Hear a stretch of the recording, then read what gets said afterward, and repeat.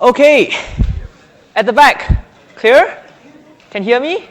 Okay, I see one thumbs up. So I'm gonna, the moment one says yes, I'm gonna run with that.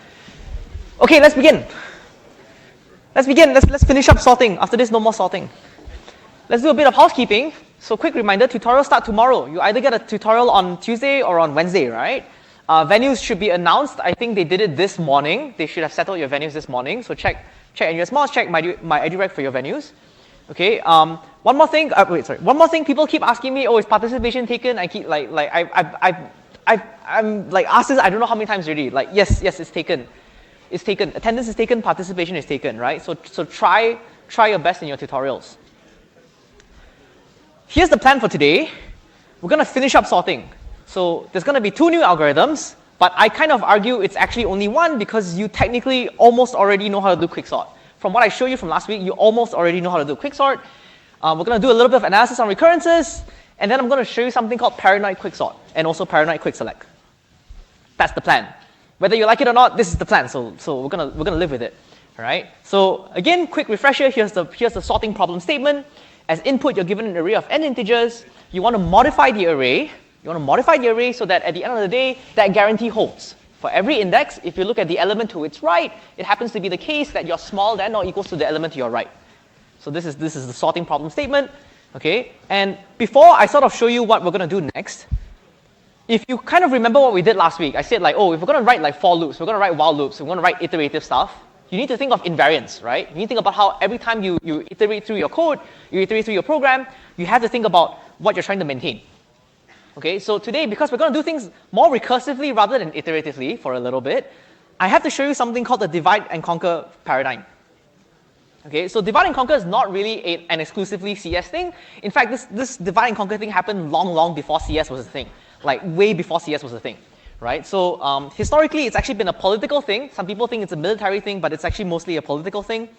And it's all about sort of like dominating your political opponents by making sure that they're fighting amongst themselves, so they're too busy to fight against you politically, right? This also does apply in war, but it was mainly a political thing, right? Well, in CS, we don't really care about politics so much, I hope, right? So in CS, we kind of have a very similar philosophy when solving problems. So I'm actually kind of curious, because when I made these slides, I actually wanted to ask you guys a question.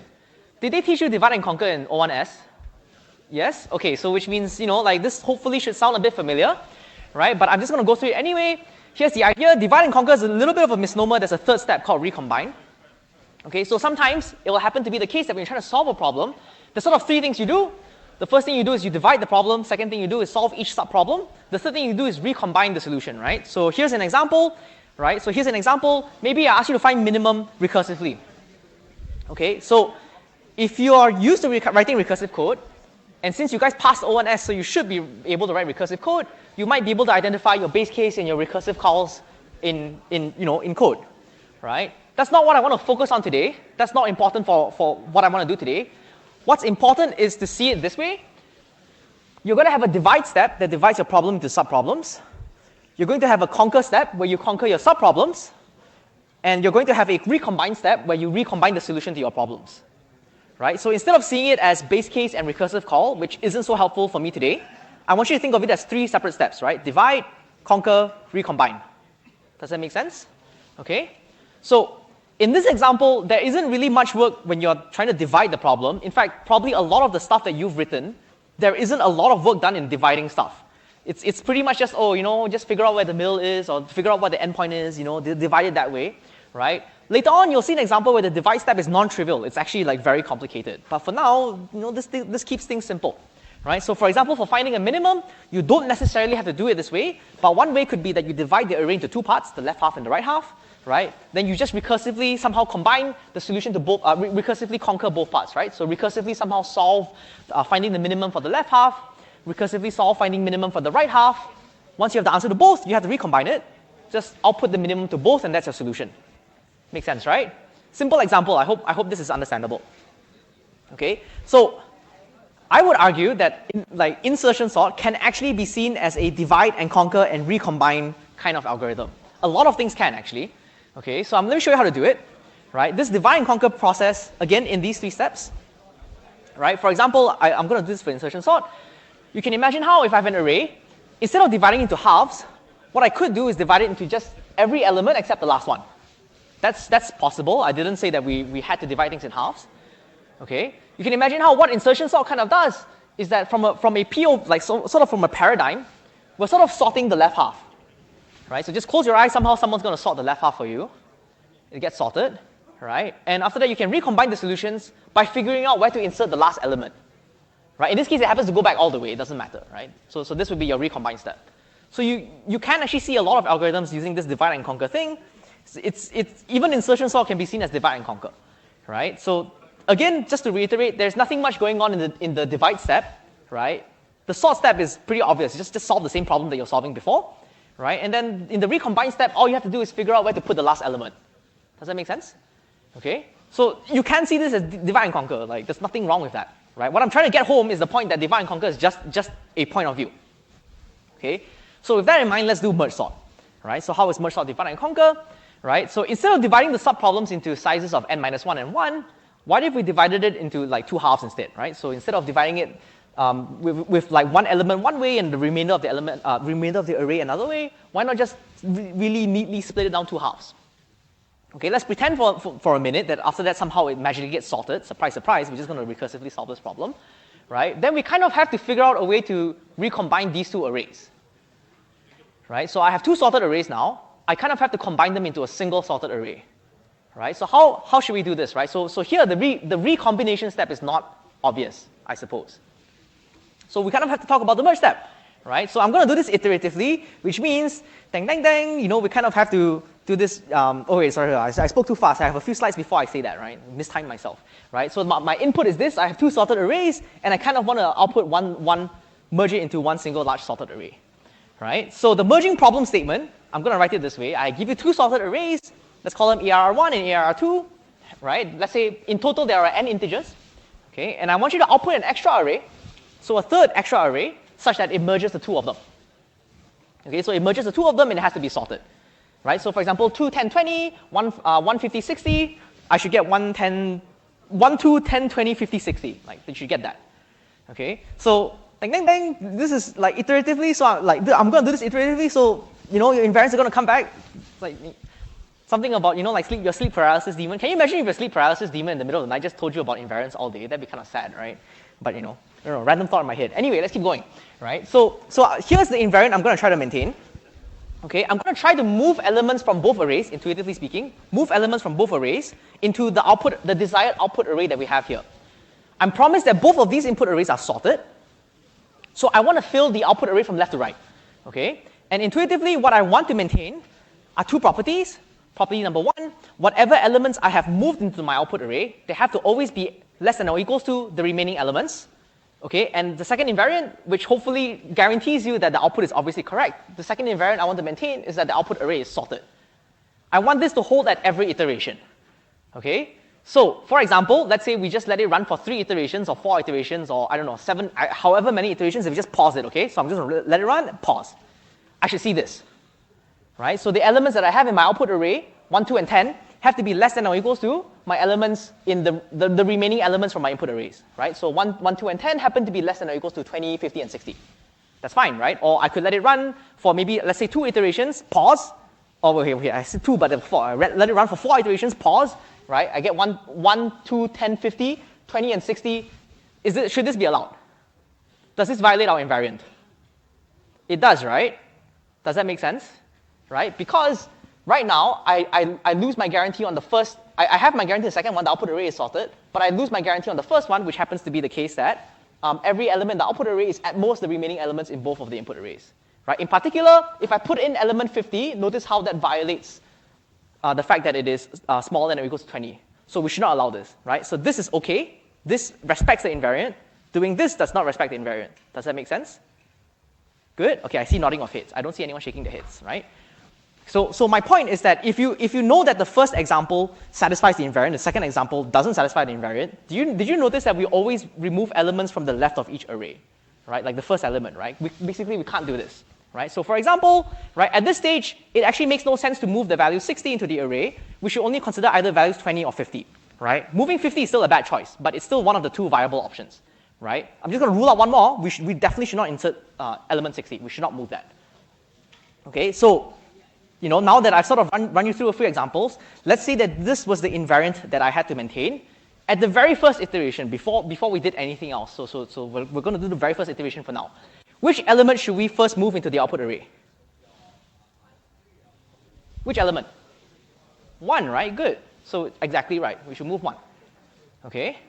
So what about the next element? So let's say it's the next iteration now. What element should I move into my output array now? 2, right? Okay? So in general, what is the strategy on deciding which is the element to move? What's the general strategy? What do we think? No thoughts. Hit empty. I can't read lip, by the way, but I'm going to presume that some of you are pretty smart about this, which you just want to move the minimum element of the smallest of the 2 arrays, right? So in some sense, here's the pseudocode, right? I'm going to let len1 and len2 represent the lengths of the 2 input arrays. I didn't say anything about the 2 arrays being the same length, right? Typically, they might be the same length, or they might be off by 1, but I'm just going to do this in general. Let's say I have len1 and len2. This is going to be the length of my 2 input arrays. I'm going to set my 2 iterators, start, and I'm going to start them both at 0. So why do I do this? The idea is that basically ARR from start to len1 is going to represent my subarray of remaining elements in array 1. Okay, ARR2, start 2, len2 is basically the subarray of the remaining elements that I have to insert into my output array. So these are the elements that I need to deal with somehow. These elements have to be moved. Does that make sense? Okay, so while both subarrays are still non-empty, we have some comparing to do, right? We're basically just going to compare and see whether the element at the front of my first array is smaller than or equals to the element at the front of my second array. If it's smaller, I should move the left one, right? I should move the one from array 1. So I'm going to move the element from array 1 into my output array, increment start 1. Okay? Otherwise, the remaining case is that, well, it must be, oh, wait, why is there a, I'm going to fix that right now. PTSD from all the broken code. Is my cursor in the correct location? There it is. Okay, there we go. Right, so, okay, fixed on the spot this time. Good, right? Okay, so on the other case, right, it happens to be, wait, I know, I didn't have to hear you say it, I heard it too. There we go. Right? So on the other case, we don't move the element from array 1, we move the element from array 2, and then we increment start 2. Makes sense, right? You're just trying to move the smaller element of the 2 at any point in time. Okay? If you move the one from array 2, it makes sense that you should increment start 2. You have one fewer element that you have to move, right? If exactly one array is non-empty, whichever it might be array 1 that is non-empty, it might be array 2 that's non-empty, move the remaining elements. You don't have to make any more comparisons, just literally shove the rest of the elements back into the output array. Does that make sense? Right? So this is how you merge. So here's an example. Let's say I have 2 arrays which somehow have the same length, right? Both arrays are non-empty. We have to move the smaller element, right? The smaller element here happens to be 1, so we're just going to shove that in, okay? And I want you to notice here that if I'm going to move element 1 in, because I don't actually want to delete elements off the array, I'm just going to increment the start index, right? So start 2 is going to increment by 1, and I'm going to increment out index by 1, okay? So one thing that I'm going to mention here, just to re-emphasize my point, right? Like if I do array 2, start 2, len 2, this, like I mentioned before, represents the remaining elements that have to be moved. Does that make sense? There's one more thing that you should probably take note. If I look at the subarray out, starting from out index, right, until the right bound n, wherever n is for the length of my output array, this represents the remaining subarray to be filled. That's one way you can look at it. The other alternative perspective that you might want to see is that out index literally counts the number of elements that you have put in the output array. Does that make sense? This is not really an algorithmic thing, it's more of a programmer thing. It might help you in 2030S, I don't know, I'm just mentioning it here right now. Right? So this way, you can also think of it this way, the moment when out index as a variable has hit n, which is the number of elements we need to store, we're done. The algorithm is finished. Right? So let's keep going on with the algorithm. I'm going to compare the elements at array 1 start 1 and array 2 array 2. Okay, I promised myself there wouldn't be any more typos. I don't know why there's still typos here, so sorry about that. This like, it's not just like live lecturing, this is like live slide making, huh? I'm sorry. Okay, so we're gonna compare the elements there again, and this time we're gonna start moving from array 1 instead, because that's actually the smaller item, right? So we're gonna move 2 into it, and we're gonna do the rest of this here, right? So move 10, move 20, move 50, move 60, right? That's kind of the idea. This is how you do merge. This is the merge step in merge sort. Does that make sense? Okay? This is pretty much it. So the merge sort pseudocode, if you think about it, So we've written the merge step, so I can call it now, right? So the merge sort pseudocode kind of looks like this. To do merge sort, if the array that I'm sorting is of size 1, do nothing, just return. My array is empty. Okay? Otherwise, figure out what the midpoint is, whatever the midpoint is. Merge sort the left half, merge sort the right half. Okay, so now I have two sorted halves. All I have to do now is merge them, right? So create a new output array, run the merge step, and put it in the output array, then copy all of the elements from the output array back into the array itself. That's the idea, right? Again, one thing to take note here, in case it wasn't explicit enough, you have to make an extra array to merge the two stuff into. Okay, so maybe this is not obvious. I'm going to re-emphasize this point. To do the merge step, we had to make an extra array to copy the output elements into. Right? So I'm going to make it very explicit here that this allocation had to be made. Something that we'll revisit further down the line in this lecture. Okay? But this is pretty much the merge sort code. Does that make sense? Right? Okay, so you might want to think about how this is really divide and conquer, right? I divide the problem into two parts. In this case, I was really just computing what the middle index is, right? And then merge sort both halves, merge into an auxiliary array, and then copy back into the main array. That's pretty much how you would solve merge sort as a divide and conquer problem. Okay? Hopefully nothing too difficult here, right? You would have probably seen this last year, so this is just something that hopefully it's a good refresher. Okay. So the next one we're going to do is quick sort. Right, and when I wrote this caption, I kind of mean it, right? Imagine like the confidence you must have had when you wrote your algorithm and you called it quick sort. It's like, can you imagine if I literally wrote like some like string search algorithm and called it like quick string search? That's like, wow, the cojones. Okay, so you're about to see an algorithm where the divide step is actually not so obvious. The divide step is actually not so obvious. So here's what we're going to do for quick sort. To do the divide step, the first thing we're going to do is actually run partition. Right? So previously on 2040S, I gave you a partitioning algorithm, right? Like, okay, I don't know if you like this. My colleagues were like, wow. Anyway, maybe you guys aren't so easy to impress. Remember last week we talked about the partitioning algorithm, right? So what does it do? The partitioning algorithm takes an array, takes the first element as the pivot, and tries to split the array into two parts. Right? The first part is going to have all the elements that are smaller than the pivot, and the second part is going to have all the elements that are greater than or equal to the pivot. Okay, so what we're going to do is to run the partitioning algorithm first. So let's run partition, right? Let's use the first element as my partition, as my pivot. And what's going to happen is that now the array is permuted, but we're guaranteed that everything to the left of 20 is smaller than 20, and everything to the right of 20 is greater than or equals to 20. Okay, so we did a partitioning. Now, how do we divide the subproblems? I'm just going to look at the subarrays that are strictly to the left of 20 and the subarrays that are strictly to the right of 20, right? So these two. Okay, we're going to recursively conquer these problems. We're going to solve them. So close your eyes, go to sleep, whatever. It doesn't. Well, actually, don't actually go to sleep in the lecture. I meant that for the sake of programming, right? Like, you know, it's wishful thinking, right? So someone's going to sort it for you. So you're going to get 1, 2, and 10, and you're going to get 50 and 60 out of that. Okay, and do we have to do anything for the recombination step at all?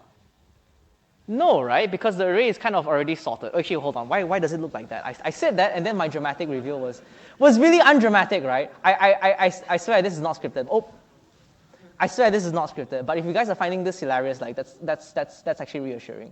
I guess we will move this here. We will move this here. Not doing a very good job dealing with the slides, huh? Oh no. Okay, hold on. Jeez. But you all get the point, right? Wait, hold on. Why is it doing this now? Dun dun dun. Okay, hold on. Let me. Where am I? There we go.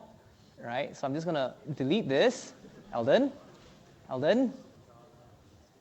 did that even happen? I actually have no idea, by the way. Let's move this down here. This thing is moving so slow. You know, like a truck when it's backing up, you hear the beep sound, right? It goes like beep, beep, beep. It's kind of like that right now. Okay, little curse, but we'll make do, right? So it basically looks like that. Literally recombined for you guys on the spot, right? So there you go. So quicksort looks like this. Simple code, right? Literally just 5 lines, I guess, right? So if you're sorting a single subarray, that's the base case, do nothing, just return, right? Otherwise, run partitioning, gives you a pivot index, quicksort the part that is to the left of it, and quicksort the part that's to the right of it.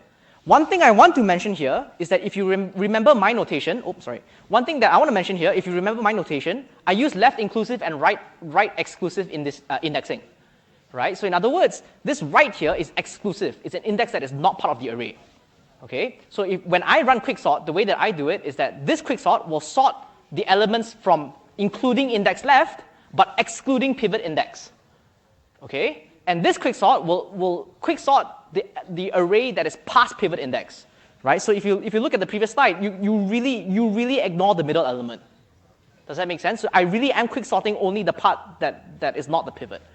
Okay, this is why it's written this way. Okay, this is why it's written this way. One more thing to take note, like what I said with merge sort, you have to make an explicit array allocation, right? But the partitioning algorithm that I showed you guys last week, partitions in place, which means that we will basically alter the array itself.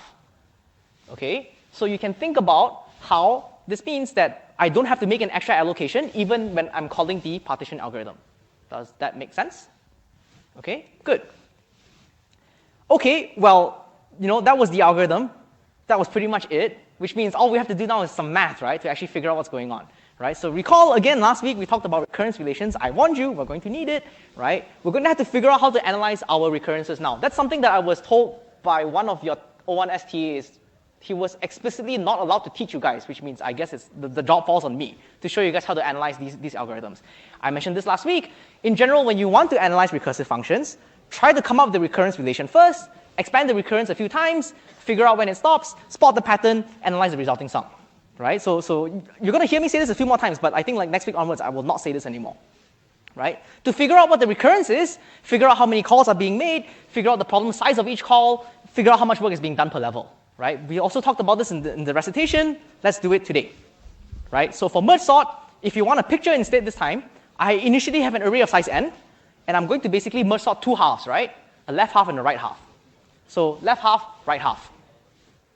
Okay, so I'm going to make some recursive call where each recursive call size happens to be n over 2. Okay, and remember that at that level of recursion, once I'm done, I have to do on work, on time, I have to pay a cost of on work just to merge the two arrays back together, right? Our merge step literally runs in linear time. Okay, so the work done per level is just going to be n at the first level. And on the second level, once we're done recursing on the two arrays, we have to run the merge step. That's going to take on time, right? So it's actually n over 2 plus n over 2, right? So the next step is going to be n over 4, but you're going to do that 4 times, right? So the work done per problem is going to be n over 4. We're doing 4 of them, so that's n over 4 times n over 4, which happens to be n.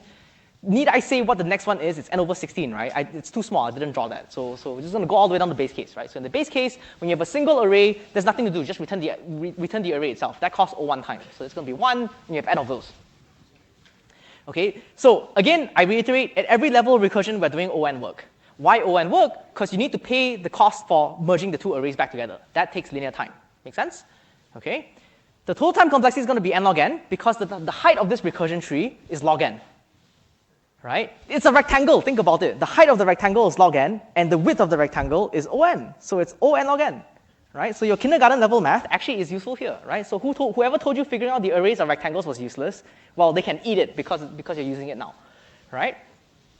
That's kind of the idea. So that's the picture. Let's do it mathematically. Right? So for those of you who don't like pictures and would prefer to do math, nerd, here's how you would do it. Right? So you would say Tn equals to 2Tn over 2 plus n. Right? Let's expand it out a few times, right? I told you I would do this. We'll expand it out a few times, right? So Tn over 2 is going to expand into 2Tn over 4 plus n over 2. Right? I'm going to factor that in for you guys, so that becomes 4Tn over 4 plus n. Okay? Let me expand it one more time, right? So 4 times 2Tn over 8 plus n over 4 plus n. Then I'll multiply the 4 in, so that becomes 8Tn over 8 plus n plus n plus n. Okay? So I've done it like 2 times. The next thing, okay, I'm doing this for you guys in the lecture, but you can imagine in the future you have to do this for yourself, right? So I'm glad we're all having fun now. I'm just saying in the future, right, when you guys have to be left on your own, you have to do this for yourself, okay? I'm very concerned about that. So promise me that at some point you will be able to do this for yourself. I'm doing it for you now, so you know how to do it for yourself, right? So let's try to spot the pattern, right? So I've expanded it a few times. What do you think the pattern is? So in general, if I expanded it I times, what should be the ith, like what should it look like in general? So who thinks the answer is A? Who thinks the answer is B? Who thinks the answer is C? Who thinks the answer is D? Oh, I saw someone go like, no, okay, hopefully not D, right? Well, the answer is going to be A. Hopefully the pattern is obvious, right? Like every time you expand it once, the power in front of the Tn doubles, so it becomes 2, 4, 8, after that 16, so on and so forth, right? And the same value occurs as a denominator like below the n, so that becomes n over 2 to the I. And every expansion you do, an extra n term pops out. Does that make sense? Okay, so we figured out the general pattern. It looks like this. So we figured out in general what it looks like. The last thing we need to do is figure out how many times we have to expand this, because the expansion has to stop somewhere. Okay, bless you, right? So solution review. I don't know what happened there, so I guess I don't even get to ask you this, right? But when does the recursion stop? That's the last thing you need to figure out. Okay, we want to stop the recursion when the problem size t hits 1. Okay, so that happens to be the case when I is equals to log base 2 of n. The moment you hit I equals to log base 2 of n, that happens to be the case that t of n divided by 2 to the power of I is t1. t1 is your base case. Does that make sense? Okay, so we know it stops when I is equals to log n. So if you substitute the math in, I know it looks very intimidating because it's in a lecture, but when you go home and do the math for yourself, you'll realize that you can do it too. Okay, I said it in a very patronizing way. I didn't mean it that way. I actually meant seriously, you can do it too. It's not that difficult, I swear, right? Okay, but my point is if you substitute I equals to log n in, you'll basically be able to do this math, and you'll realize that, well, for Tn over n, that's O1 work. So you just write n times O1 plus n log n. Which, surprise, surprise, means n log n, right? Like the time complexity of merge sort is n log n. I don't know if any of you were surprised by this. Hopefully, I don't know which one's better. Maybe being surprised is better. I don't know. Surprise, right? So this is the time complexity analysis for merge sort. Does that make sense? Okay. Coming up with the algorithm is one thing. Analyzing the recurrence is another thing that you have to do. Okay. My point. N log n. Thank you, slides. Right. Okay. So we analyze merge sort. We also have quick sort, right? So let's analyze quick sort. Okay, so recall that we're using the partitioning algorithm to divide our problems into left and right subproblems. Okay, so for example, if I use 4 as my pivot, somehow just nice, I divide my array into 2 halves. So I can sort the left half, sort the right half, and we're happy. Make sense? Okay, but I have a question here, right? Before we deal with the recurrence, I need to think about what the subproblem sizes might look like. Okay, so in the worst case scenario, where could the pivot end up in the array? Where? Yeah, either side, right? I see this. I'm guessing you're going to say either side. In the worst case, the pivot that we picked could have always been the minimum element, right? It could, then we're in bad shape because I don't have a very nice half division, by the way, right? So I'm only reducing the problem size by 1 every time. Okay. Now, last year I said this. Some people say, oh, so it's only the minimum element that's bad, and I'm like, no, it could also be the maximum. Like maybe think for yourself a little bit, right? Okay. No, really, right? Think for yourself, right? I mean, like, you should. Hey, you guys are in university. You know what that means, right? You have to think for yourself at some point, okay? Don't let ChatGPT do all your thinking for you. No, I'm serious. Okay, so let's just say for now, life hates us because it does. I know at least it hates me, right? So assuming that I ran quicksort, what would happen? Let's say life really hates us, okay? Well, when I'm trying to deal with the array of size n, I first have to run partition. That's going to cost O(n) time. Okay, but let's say I ran partition and the pivot it gave me was either the minimum or the maximum, right? So I'm going to divide into, well, two subproblems, one of which happens to be, let's just say, I don't know, the single element case. That doesn't really matter, right? And the other case being n minus 1. Okay, so now I have to run partition on both. Let's say that's like n minus 1 plus 1 across both levels added up together, right? But if I keep doing this and I keep recursing this way, if I'm always unlucky, we're always just going to recurse on like a problem that is one size smaller and smaller every time. Okay, so the total amount of work done is going to look like 1 plus 2 plus 3 plus 4 plus 5 or whatever it is. It doesn't really matter, right? But my point is that it's going to look like your AP, right? And I've said this many, many times again. Can you imagine next year I have to say the same thing again, right? But like basically this is going to be O(n) squared, right? This is your arithmetic progression. Makes sense, right? The highest level array I have to do O(n) work, then do O(n) work again on a size array that's 1 smaller, then 1 small, then 1 small, then 1 small, then 1 smaller. That's like 1 plus 2 plus 3 plus 4 is, it's n squared, right? Okay, so that's not great because somehow this very complicated algorithm doesn't seem to run much faster than insertion sort or selection sort. So why did I show it to you guys, right? Like why do this? Okay, so before we jump into that, because that's going to be a bit more involved, it's going to be after the break, right? Let's talk about space complexity first. So right now, what you need to know is that merge sort runs in n log n time, quicksort somehow runs in n squared time. We haven't talked about space complexity, so let's do that, right? So for merge sort, what happens is that you have an extra array that you need to merge into. I kind of mentioned this just now, right? So if you were spacing out, surprise, surprise, ta-da, there's an extra array you have to merge into. Okay, so for merge sort, I'm going to say that we can argue that the amount of space that we need to sort the array never exceeds on. In fact, we kind of just need on space, right? We just need to allocate one array of size n. This is the extra array that we're going to merge into, always, right? So think of it this way. Whenever you're done with your recursion, allocate this array, merge the two sorted subarrays into this auxiliary array, and then copy the items back to the main array. So all you have to do is really just use this extra on space. Does that make sense? Right? So again, if you don't remember the pseudocode, which again it's pretty simple, right? The allocation pretty much happens like after you're done recursing. Okay, sorry, I forgot to mention. When you're recursing, you don't actually have to create the subarrays. You're just passing in two left and right indices. So please don't copy out the elements and ask to merge it, right? You don't have to do that. Just say, here's my array. Please merge sort from left index to right index, right? Okay. And after that, when you're done with that, you now have to create the new array and copy it back. Okay. So in case you haven't really pictured out how to do merging, like with the original array, I'm going to rewrite the merge step a little bit. Okay, so my merge function from this one, if you look at this merge function, my merge function is going to look like this. I'm just going to compute. This function is going to be given an array. It's going to be given a left and a right index, and it's going to be given an output array that it has to merge into. Okay, so what it's going to do is that it's going to compute the middle index first. Surprise, surprise. And I'm going to initialize my start indices from left and mid. Right? So again, if you initialize your variables like this, then the subarray that starts at index 1 and exclusively ends at index mid is the left sorted array. Right? And the same array, but with indices start and right, is like the right subarray. So you don't have to copy any arrays out. This is just very implicit indexing. Does that make sense? I hope this is something that should be clear to you guys, that you should know how to do this, right? You guys are programmers, so you should know how to do this. Okay? One more thing, the first merging pseudocode I showed you used lengths. Okay, then you're going to be like, but Eldon, you didn't compute any lengths for me. Okay, fine, yeah, but mid minus start 1 is the length of the first sorted array, and right minus start 2 is the length of the second sorted array. So there you go. If you need the lengths to merge your arrays instead, that's your formula. Right? Write the rest of the pseudocode yourself. All right? Okay. So that's pretty much merge sort, right? So I know I ended on this, but what I'm trying to say is that merge sort really only takes on space extra, on extra space. Okay? So that kind of solves the problem for merge sort, but what about quick sort, right? So this time around, I solved one for you, so trade deal, you get to solve one for me. How much space does quick sort use? O1. O log n. I see like one hand. On. Okay, I see a few hands. On log n. On squared. On squared will be very interesting. Okay, so before I reveal the answer, let me remind you that partitioning is in place. So we do it inside the array itself, right? We permute the elements inside the array itself. Okay? So now that you know that, right, we don't have an auxiliary array. We don't have to partition to an auxiliary array. So I'm going to ask again, O1. Okay, few hands. O log n. Few hands. On. I see like two. No, one hand. Two hands. On log n. On squared.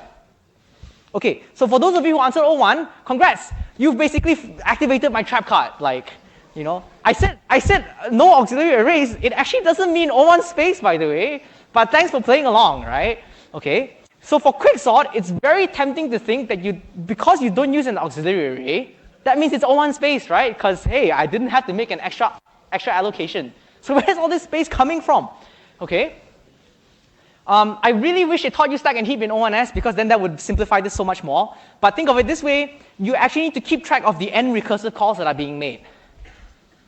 Right? So we know when you do recursion, you have to remember some variables, right? Like your frames. I don't know what they call them in O1S, but like you have to remember the fact that you're recursing, right? It has to store your variables. It's like your environment thing, I don't know what it's called, hence it's going to hate me. Right? But the fact is you have to remember the recursive calls being made. For you to remember those calls, you have to use space. Okay? So if your recursion is n levels deep, you now need to remember n sets of variables, n sets of left and rights. Okay? So at each level, I only have to keep track of the left and right variables for that level of recursion. That's O1 space per level, but there's n levels. So that's O(n) space. Does that make sense? Thanks for playing along. All of you got caught, right? So as a quick summary, this is pretty much what it looks like right now. Quicksort is really losing like all the battles here. It's like, oh, you might think to yourself, hey, this is more space efficient. Well, it turns out it's not, right? Okay. Well, how do we fix this, right? So let's come up with a faster quicksort, right? And I would like to think that, like when I was making these slides, I was like thinking to myself, it's really funny because the guy who called it quicksort actually didn't make it so fast. We have to fix this. We have to fix this, right? So I'm gonna mention a disclaimer right now. Okay, in the subsequent slides, you're going to see 1/3 conflated at 30%. That's just to make the slides a lot easier for me to write. Okay, so picking up where we left off, the problem was the following, right? When we did pivoting, somehow our pivot always ended up on the side of the array, which, okay, in the worst case, it ends up on the side of the array, which is not good. We don't want this. We're very afraid of this. Okay, so before I show you how to do this, we're going to assume somehow our partitioning algorithm always picks up something that is close to the center. Okay, so in particular, if I have an array of size n, I'm gonna presume for now, we're gonna fix this, but we're gonna assume for now that somehow our partitioning algorithm is able to pick a pivot that is between the 30th and 70th percentile. Okay, so this is a 3:7 ratio, right? Okay, so let's say that we had the 3:7 ratio split that we want. Why is this good? Why does Nanami like the 3:7 ratio so much? Right? Okay, so if I draw the recursion tree for you guys, like I did for merge sort, you're going to see that it looks a bit lopsided. Because if I have an array of size n, okay, I'm not recursing on two problems of size n/2 anymore. It's going to look a little bit like 3n/3 and n/3. Okay, yes, I know it's not 30%. 30% is 3/10, not 1/3. But like, okay, the slides look, it's like the text looks a lot better this way. Okay, trust me. Okay, but you can imagine how every time you do a left and right split, the problem sizes look different. So it does look lopsided. Okay, even though things look very even right now, my point is that at one side of the tree is going to hit the base case a lot faster than the other side. Right? Because one side, the problem is shrinking really fast, right? On the side that's always dividing by 3, the problem size hits your base case really, really quickly. As opposed to the other side, which still has to recurse a little bit more, right? So you know, like your recursion tree is going to look a little bit lopsided. So this is going to be hard to analyze, because maybe merge sort was easy, right? It was a rectangle. We know how to get the area of rectangles. I don't know how to get the area of a lopsided tree. Okay? So I'm going to show you a slightly different trick. So I'm going to ask you, what is the depth of the deepest part of this tree? So who thinks it's 1? Who thinks it's, I should say 2, but okay, log base 2, 3n. Log base 3, 2n. Log base 2n. Log base, well, you raised your hands like 3 times already today, dude, like for the same question. Make it make sense, man. Log base 3n. N. I hope no n's. Okay, good. At least none of you said n. That's like the scariest one, right? Okay, no, 1 is the scariest one, but none of you said that either, right? Well, the answer is log base 3/2n. Because that's the divider, right? That's the divider. Okay? So what's going to happen now is that basically I want the height of the left part of this tree. That's the idea, right? So the height of this tree, okay, look, like I'm screwing with you guys. Like all of those log n's, it doesn't matter which log it is. The point is that it's just that it's O log n, right? Okay. The point is that the height of the tree is now at most O log n. That's a lot better than what we had just now, because what we had just now was the height of a tree that was O n, which is not good, right? So the height of the tree is O log n. So we have one part, the maximum height of the tree. Okay. The next thing that I need, how much work is being done at most? I don't need the exact amount, but how much work is being done at most at every level of recursion? O1. O log n. On. On, right? Because no matter what you do, the array is only going to be as large as n. Can you imagine recursing and somehow your array gets bigger? Like, I don't know what arrays you're dealing with, but that doesn't happen, right? So regardless of the level of recursion you're at, you could have fewer than n elements, right? But if you summed up across, you know, like all of the levels of recursion, each level has to do on work at most, I guarantee you. Okay, so I have O log n levels in terms of my height at most. I don't know log base what. It doesn't actually matter. It's just log base something. Okay, that's the maximum height, and the maximum width of the recursion tree is n. Okay, so I don't need a perfect rectangle. It's still n. It's still O n times O log n, which is O n log n. Does that make sense? Okay. Again, I'm going to say this one more time. The total amount of work done at every level of recursion is On. It could be less. It could be less. But it's at most N. When you run partition, your array doesn't get bigger. Okay? And also, because we're doing a split of, let's say, 1/3, 2/3, even if it's lopsided, the deepest part of the recursion tree is still O log N. It's just a different base. It's not base 2 anymore. It's just base 3/2 or 2/3 or something. I think it's 3/2. Right? So because your recursion tree is not too tall, and your recursion tree is not too wide, the total work done is actually just O n log n. Okay? Does that make sense? So assuming that, like this assumption that I made for you guys, right? Assuming that we have a pivot that is very nicely placed, right? Happens to like somehow fall within the 30th and 70th percentile, we get the job done, right? We will get O n log n runtime. The harder part is figuring out how to do that, right? Now we need to have a good pivot selecting algorithm. So how do we do that? Well, the idea is that we kind of need to deviate a little bit from our current algorithms, and we're going to have to close our eyes and do something random. Okay, so let me talk a little bit about randomized algorithms. Okay, well, I'm going to deviate from what you think about what you think you know about algorithms for just a little bit, and only for this one time. Okay, a randomized algorithm makes randomized choices at some point. So at some point, there's going to be a coin flip involved. Okay, this helps us prevent worst case behavior, because even if you provided worst case input, you can't predict what it's going to do. Right? Let's say that you want to break my algorithm. My algorithm is randomized. I don't even know what my algorithm is going to do. How are you going to predict what it can do? Right? So it comes from like a very famous quote, right? You can skip the communist one, you can skip the other one that I probably shouldn't mention, right? But you can read the last one, and it kind of says, if we don't know what we are doing, the enemy certainly can't anticipate our future actions. And randomized algorithms pretty much work that way too. Okay? So if an algorithm is randomized, something tricky that we need to do, which is to figure out the runtime. Okay? So call back to CS2040S, you need to remember what an expected value is. Okay? Now, you can't say that you don't know what this is, because I literally looked up your notes when I was making these slides, right? So it's there. I know it's there. You have no excuses. You pass this module, you pass that module, this is a prerequisite, you must know what it is. Okay? So none of you, no excuses, okay? So with that said, I think it's a good time to take a break, okay? And you might want to use these 5 minutes to pull up those slides if you want to. I don't know, but I'm giving you 5 minutes. Go stretch your legs or whatever. Come back and we'll basically use it, okay?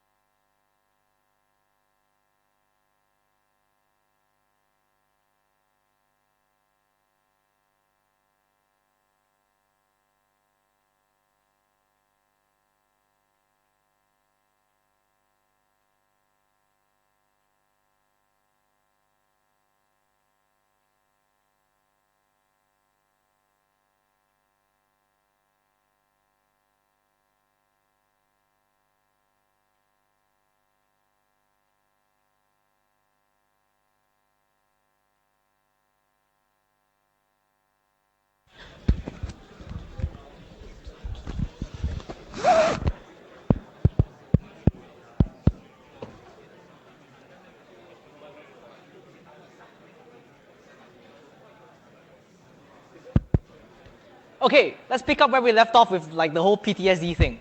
So I don't need you to know too much about this. I just kind of need you to remember that this is a thing that you had to know. Okay, so let me explain. In 1231S, you probably learned something called expected value, right? And they probably give you the example of a coin toss. If you don't remember, the coin toss was kind of like saying, I have a coin, let's say like, if you win with probability, let's say 50%, maybe you win $100. If you lose, maybe with probability 50%, maybe you lose $200, then how much do you expect to lose or gain, right? Like, what's your expected P&L, let's say, right? So expected value is a thing that you're going to see you should have seen in 1231S. You're going to see here for today's lecture. You're also going to see in ST either 2131 or 2334. Okay, let me explain its significance in computer science. There are a few reasons. If you do AI, there's one as well, but I'm not an AI person, so go ask your AI prof. Okay, but I'm an algorithms person. So expected value, one of the reasons why it's so important for us is because when we talk about randomized algorithms, we care about expected runtime. So one of your classmates literally came up to me in the middle of the break and asked, yeah, but isn't there a chance that your algorithm could still turn out bad? And the answer is yes. That's not what we care about. Not too much. That's not too important. So let me explain the notion of expected runtime. So intuitively speaking, the expected runtime is the runtime we think a randomized algorithm should have, right? Because now there's a chance that your algorithm runs really fast, there's a chance that your algorithm runs really slow. So how, like, what should it be? It's kind of like, imagine you had to buy 4D. 4D is a thing in Singapore, right? They call it 4D, right? Yeah, so imagine you had to buy 4D, right? You kind of have to figure out, if I spend X dollars buying I actually don't know, I don't buy 4D, right? But like, if I spend like $4 doing this, like, what's my expected return, right? There's sort of a number that you can compute. That's the number that you expect to either make or lose, right? With algorithms, there's a chance that your runtime is going to be slow. There's a chance your runtime is going to be fast. But what's the expected runtime? What's the runtime you think it should have? Okay, so it's true. Yes, I'm going to show you an algorithm that could behave much worse. Okay, but I'm also going to try to convince you that it's going to be very unlikely that it does so. Okay, so what I mean by this is, if we ever say an algorithm has an expected runtime of ON, let's just say, hypothetically, I have an algorithm, it has an expected runtime of ON. There is a chance maybe the runtime is ON squared, maybe worse, but the intuition is that if the expected value is ON, the probability of it being much, much larger than ON is going to be very low. Okay? So this is something I'm telling you now, this is something they will expand upon in 3230. So don't forget this. Right? Like they taught you expected value in 1231S, and some of you forgot, right? Come here, you need it again, right? I'm telling you right now, future warning, right? I'm giving you this as a concept. You're going to have to carry it with you for 3230. Okay? So let's start with a very, very basic problem. It's a 1231S problem, really. I have a coin that returns heads with probability P and returns tails with probability 1 minus P. I'm going to keep flipping the coin until it turns up heads. Okay? So assuming that the coins are identical and independent, what's the expected number of flips before we stop? P. 1 minus P. 1 over P. Okay, some people have revised. 1 divided by 1 minus P. Okay, that's not the answer, right? Even though I put that there, that was a mistake. Let me shift it now. For the love of my life, when I was having coffee today, right, I looked at the sticker, and the sticker was here, and I was like, that's not right. I shifted it away. As I was polling you guys, I was like, why did I do that? It's in the wrong location. It's 1 over P. Okay? So if you want to think of it intuitively, I'll work out an exact value for you. Let's just say, right, you have a fair coin. Like, you have a fair coin, the coin shows up heads with probability half, let's just say. How many times did you think you should try to flip it before it shows up heads? It's not a guarantee, but you should expect to flip it twice. Does that make sense? Okay, that's kind of how the math goes. If you want to know why, well, either read your notes again in 1231S or take 2131 or 2334. One of them will explain it to you. Okay, so I'm going to say this again. If I have a coin that shows heads with probability P, the expected number of flips is 1 over P. It's 1 over P. Okay, so here's what we're going to try to do. Let's say, hypothetically speaking, I'm not going to use the first element of the array as the partition pivot anymore. I'm going to randomly pick a value as a pivot. I'm going to randomly pick a value and say, okay, based on this value, like in the array, right, just that one. Okay, that's the pivot. Run my partitioning algorithm. We're going to do that. Okay, so if I randomly picked an element that happens to be a partition pivot, what is the probability that this element is within the 30th and 70th percentile? In other words, it has to be larger than the first 30% of elements, and it has to be smaller than the remaining 30% elements.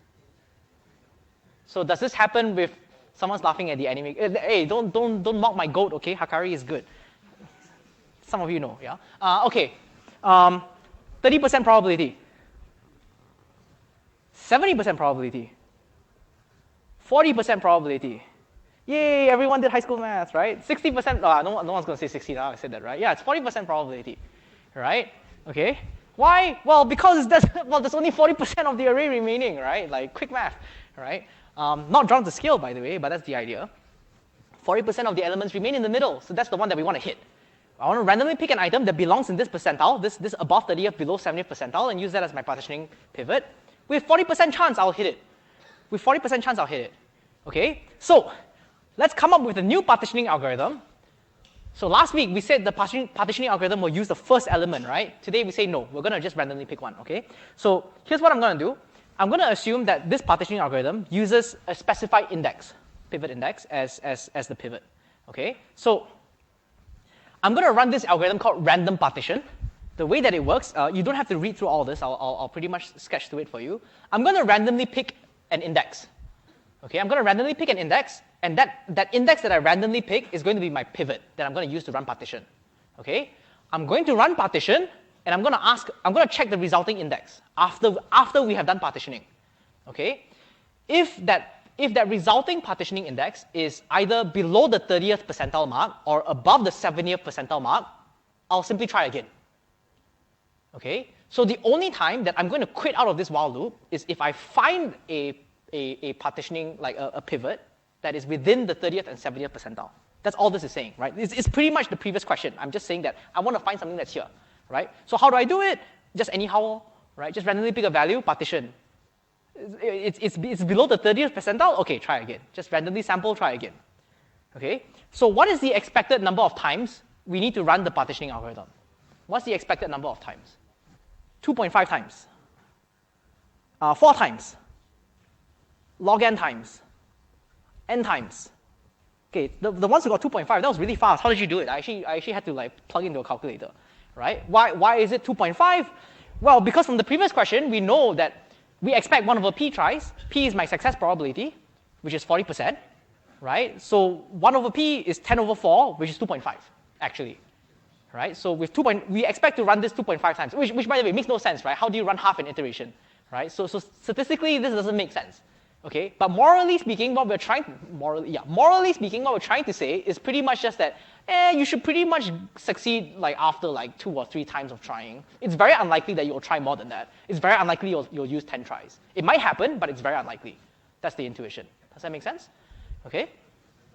So here's how you would write paranoid quicksort. It's pretty much the same thing, save for the fact that instead of using a fixed partitioning algorithm, just run a random partitioning algorithm instead. You just have to randomly sample a pivot and keep trying until it gives you a good pivot index. Right? So all the magic is tucked away into random partition, and the idea is that it's pretty much just going to really, really try to find a random pivot for you that is within the 30th and 70th percentile. Okay? So the point is that in expectation, I expect to run 2.5 times of partitioning, whatever that means, okay, until we find a good one, until we find a good pivot index. And the moment we do that, we can recurse.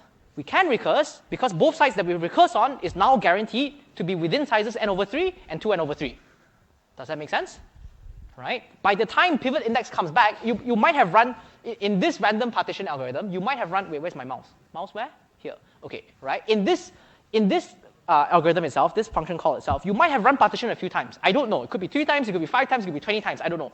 But by the time you're done, by the time it returns, by the time it gives you a pivot index, we're guaranteed that this is within the 30th and 70th percentile. So now it's safe to recurse. Does that make sense? Okay. So let's do the analysis, right? Your Tn over 3, your T2n over 3, your Pn are now random variables. They're all random. They're all random, right? So it's time to panic. Okay, don't panic, right? These are all random variables. Why is it random? Think of it this way. Pn is a random variable. I call it P because partition, right? It's a random variable whose amount is the work done at the current level of recursion. Why is it random? It's random because the amount of time it takes to partition the array is now random, right? It literally had to randomly find a pivot value and partition using it. There's a chance that it takes really long. There's a chance that it only does it once. I don't know. It's a random variable. The amount of time it takes to sort your recursive subproblems is random too, because the algorithm is inherently random now. Okay? So this is where you need your 1231S knowledge, right? If I want the expected runtime of Tn, okay, by linearity of expectation, it is pretty much just the expected value of these three random variables, right? The expected value of the sum of random variables is the sum of the expected value of the random variables. Something that you should probably know, right? Again, you have no excuse. It's in 1231S. I took a picture, okay? So I already mentioned why. We know from the previous part that the expected runtime at this level of recursion is On, because you expect to only run partition 2.5 times, right? Stands to reason 2.5 times On is On, okay? The remaining parts can be solved recursively, okay? So just as before, the same recursion tree that I showed you that is lopsided, apply the same argument, you will see that the expected runtime, I cannot stress enough, the expected runtime is n log n, okay? I say it again, it's expected runtime. Some people still come up to me, right? Paranoid quicksort, worst case runtime n log n, right? Not true, okay? So that was the expected runtime. What is the worst case runtime of this algorithm? So the same algorithm, the one that randomly picks a pivot, tries to partition using it, okay? What's the worst case runtime? What's the worst case runtime? 01. Okay, yeah. Let's come to me after lecture. We'll make a startup, okay? Like we'll talk to Facebook. They probably have a job for you, right? Like it's so impressive. 01 time algorithm. Like I didn't know we were doing such groundbreaking work here in CS2040S. All right. O log n. On. On log n. On squared. None of the above. Wow, it's like kind of like distributed somewhat evenly, except for like the two people who said 01. That was interesting. It's none of the above. Does anyone know why? Yeah, there's a chance it loops forever, right? There's a chance you just never find a good pivot. There's a chance you somehow keep sampling. If life hates you like it hates me, there's a chance you just keep sampling the minimum element and it will just get stuck there and never move on, right? Look at the line right after the base case, that random partition. It's supposed to keep trying a pivot index until it finds a good one, right? So what happens if it doesn't find a good one? What happens if it doesn't find a good one? You're just doing a while loop, like just, you know, the array is moving around, sure, but like you just keep finding bad elements and you will never quit. Okay? I mean, I'm pretty sure you've all written programs that have never terminated, right? This just potentially is one of them as well. Does that make sense? Okay? So in the worst case, we don't even make it to the recursion step. We're just going to be stuck around finding a good pivot. And, you know, like, that's the end of the story. The algorithm just doesn't terminate. In the worst case. I say again, in the worst case, right? So I thought Bochi was fitting. Anyway. So I'm going to add a third column. I'm going to add a third row, right? This algorithm is called paranoid quicksort because we're paranoid about the pivot selection that we have. So we're going to keep trying to find a pivot until we find a good one to partition on and recurse on. Okay? So I also need to add a third column, which is the expected time complexity. Okay? Now, because merge sort and quicksort aren't randomized algorithms. They aren't randomized algorithms. It's pretty much whatever you have on the time complexity is what you get for the expected. It's not randomized, so that's what you get. Right? Paranoid quicksort, on the other hand, right? While the worst case is that these things can be unbounded, okay? The expected time complexity is O n log n. Oh, actually, hold on. There's a mistake here. Let me correct that right now. O log n. Interesting. Why does Eldon say O log n? Think about it. Okay? But what I want you to focus on is the bottom rightmost cell, right? So paranoid quicksort's expected runtime complexity is O n log n. Okay? So one thing to mention, right? There are other variants of randomized quicksort out there. I've shown you the one that seems to have this unbounded issue, right? This unbounded runtime issue, okay? But there are other variants of this. So one variant you should probably see, I think you should will probably see in CS2040 would be what if you randomly shuffle the array and then ran original quicksort? How about then? What's the runtime then? Is it still n log n? Is it n squared? Is it unbounded? Right? Something that you might want to think about. Okay? That's a different quicksort. I'm just going to tell you right now, sneak peek, you'll see in CS2040. One more thing I want you to think about. Why is the worst case complexity of paranoid quicksort O log n? Why is it not unbounded? I wrote unbounded previously, I had to correct it. Why is it O log n? Something for you to think about. Okay? So, on the note of speeding up quicksort, right? Let's speed up quickselect as well. Okay, so if you don't remember quickselect, here's a quick refresher. Quickselect solves this problem. As an input, you're given an array of n integers, and you're also given an additional integer r.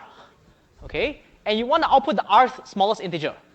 So if r is 0, you just want to output the minimum element. If r is 1, you want to output the second smallest, first smallest element, whatever that means, right?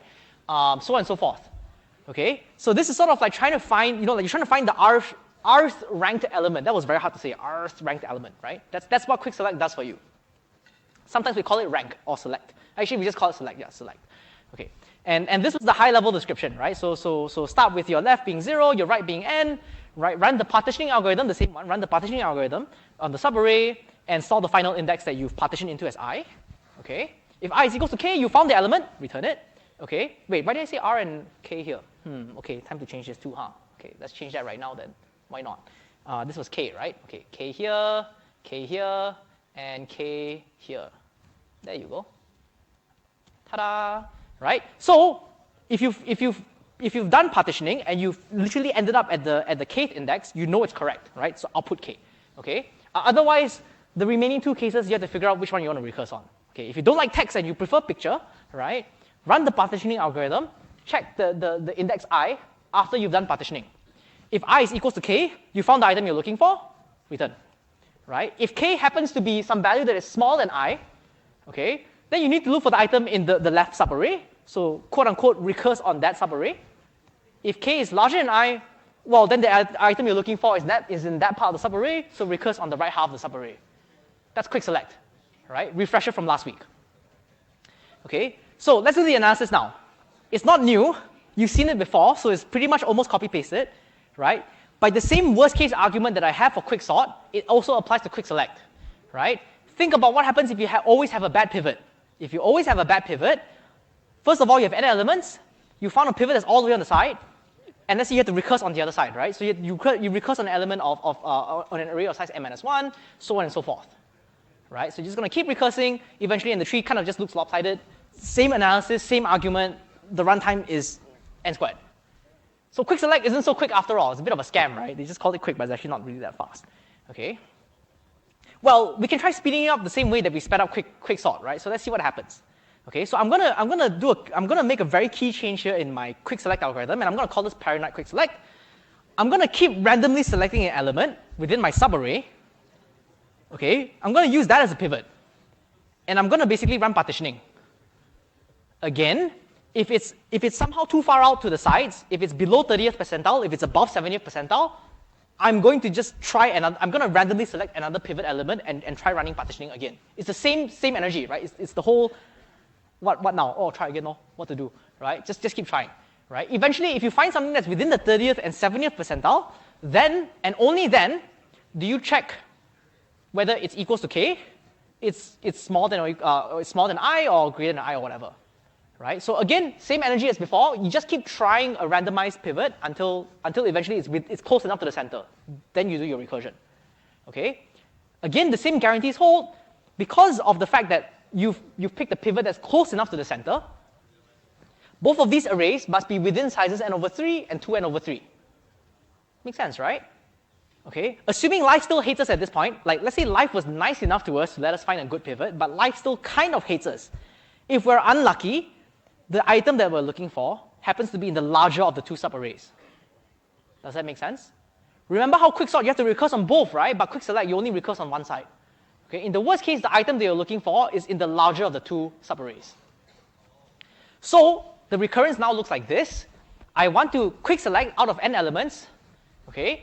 And in the worst case, well, okay, sorry, not worst case. It's kind of like kind of somewhat worst case, right? You took on time, expected time, to basically run your paranoid partitioning, if you will, okay? But then you have to recurse on the side of the subarray that's n/3 large, right? So that's why the recurrence looks like this. Does that make sense? So it's a bit different from quicksort, right? Because quicksort would be Tn is equal to Tn over 3 plus 2Tn over 3, right? This side we're only recursing on one part. Let's just take the larger part, okay? So again, if we're unlucky, the item we're looking for is always on the remaining two-thirds of the array, all the way until we have a single element left. Let's say we always hit the base case.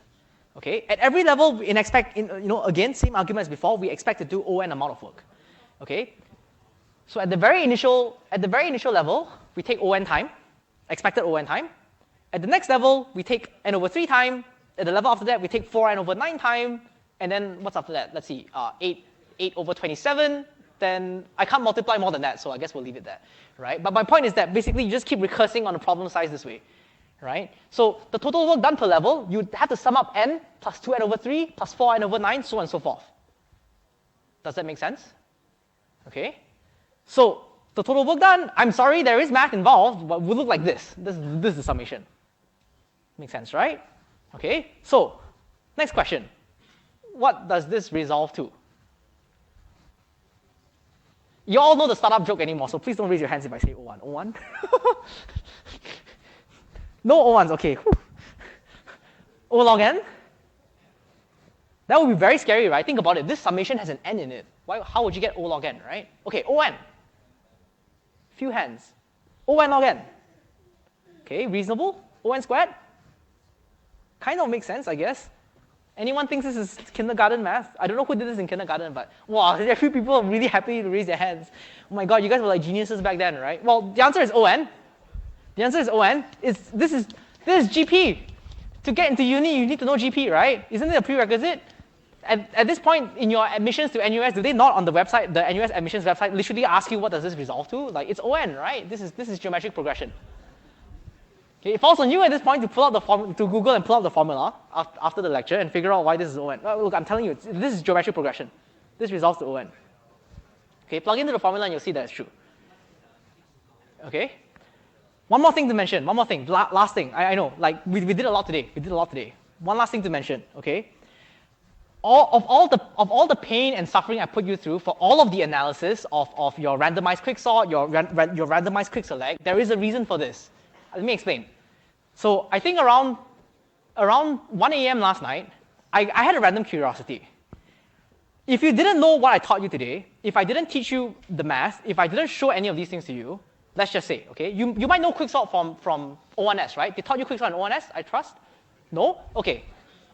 But I guess you might have heard about it at some point. Quicksort is a very famous algorithm, right? Maybe your boss will tell you, oh, you should just implement quicksort for us and whatever, right? What if you were asked to implement quicksort, but you just asked ChatGPT? Okay, so I don't have the paid version, but my colleague does, so I literally texted him 1 a.m. today. I said like, hey, can you just do this for me? Just ask it to implement quicksort. So on ChatGPT 5.2 Auto, so this is paid, right? It looks good so far. I mean, okay, I know you can't see it on the slides, but you know, I don't really want to zoom in. My point is that if you just ask, right, like I know some of you, like I'll go through the arguments later. Some of you might say that's not a very good prompt. Some of you are very good at prompting. But I'm just saying, if you didn't think too hard about it, and you just ask, write quicksort for me in Java, right? Okay, so it gives you the recursive calls, you know, like it does the helper functions and stuff, but it kind of doesn't pick a pivot randomly. It doesn't pick the first element as a pivot, it picks the last element as a pivot, right? And it doesn't even warn you that this is not good. Like I didn't take a picture, but at the very bottom, it just goes, here you go, that's the code. It doesn't even tell you, by the way, you should know that this is not a good pivot selection like method. There are better ways out there.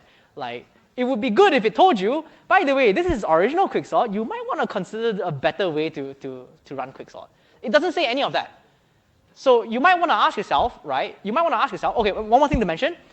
We've played around with a few versions. So ChatGPT 5.2, like thinking variant, it does do random pivot selection. So there is like this thread local randomness or whatever like on Java. So it will do it. It doesn't tell you why it does it. It just does it.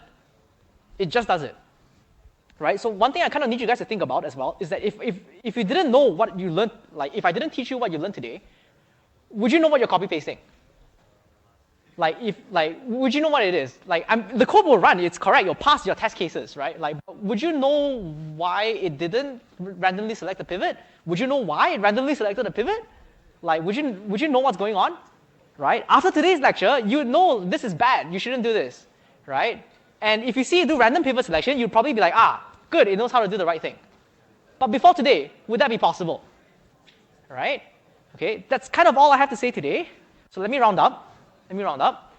Today we did 2 new algorithms, technically only one, I guess, because quicksort is kind of done before this.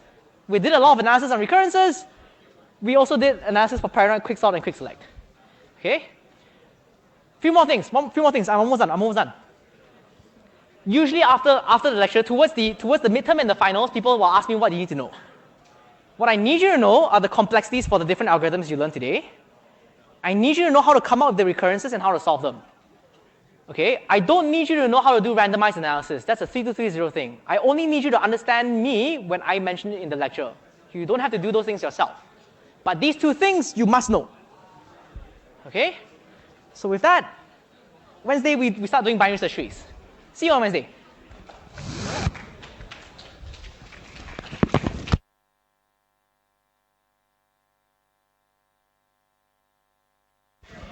I don't know how, but I ended at 3:14. Like, that was like way too fast, I guess. But